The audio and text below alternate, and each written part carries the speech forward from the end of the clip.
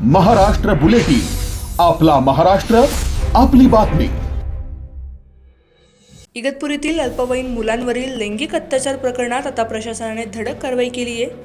ज्या संस्थेच्या वसतिगृहात हा संतापजनक प्रकार घडला त्या संस्थेची मान्यता रद्द करण्यात आली असून माहिती लपवल्याप्रकरणी अध्यक्षांसह 5 जणांवर गुन्हा दाखल करण्यात आलाय।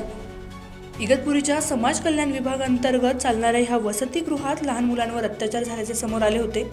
हा धक्कादायक प्रकार उघडकीस आल्यानंतर सरकारने या संस्थेची मान्यता तात्काळ काढून घेण्याचा निर्णय घेतलाय। या घटनेची माहिती वेळेवर पोलिसांना न देता ती दडपण्याचा प्रयत्न झाल्याचा आरोप संस्थेच्या व्यवस्थापनावर आहे। यामुळेच अध्यक्षांसह इतर 4 पदाधिकाऱ्यांवर आता कारवाईचा फास आवळला गेलाय। या प्रकरणाचा सखोल तपास करण्यासाठी इगतपुरी पोलिसांनी आता तांत्रिक पुराव्यांवर जोर दिलाय। वसतिगृहातील सीसीटीव्ही फुटेज आणि बायोमेट्रिक मशीन पोलिसांनी आपल्या ताब्यात घेतले असून गेल्या काही महिन्यात वसतिगृहात नक्की काय घडले याचा उलगडा आता या पुराव्यांच्या आधारे केला जाणार आहे। Bureau report, Maharashtra bulletin, Nashik. Maharashtra bulletin, आपला महाराष्ट्र, आपली बातमी।